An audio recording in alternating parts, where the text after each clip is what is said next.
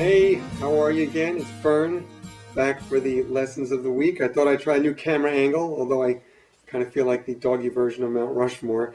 But thought I'd jazz it up a little bit, try something different. Hope you like it.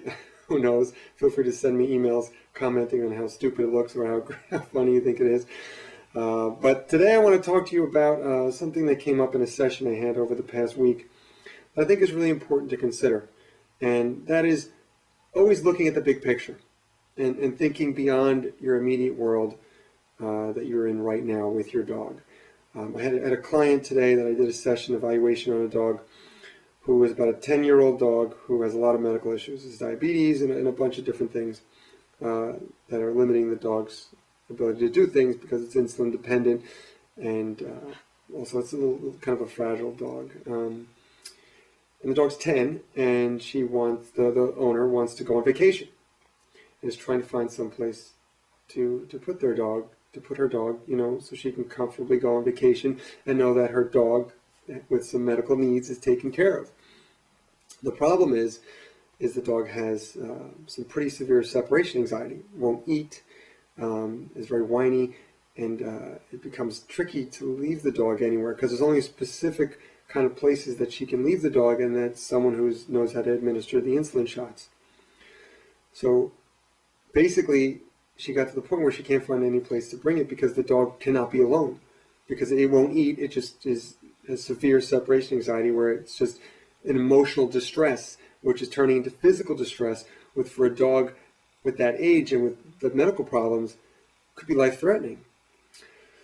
So she can't go on vacation, not without jeopardizing her dog's health and safety. And I just think that if she would have just considered things when the dog was younger, this wouldn't be a problem. And this is something that I try to instill in all of my puppy clients. That think outside your world. Think outside your immediate surroundings.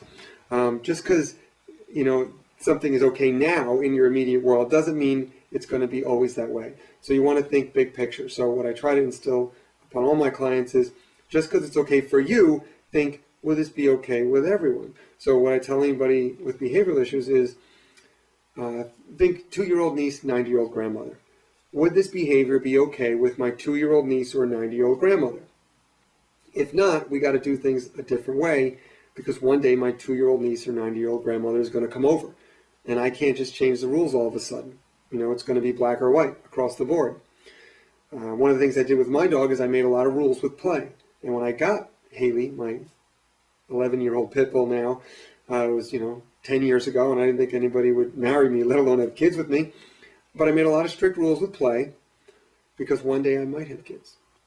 And I can't change the rules all of a sudden. If rough play was acceptable then, now 5 or 6 years later, I can't just say, okay, now you got to be very gentle with play. No. So you want to make sure you always keep the rules, think big picture all the time.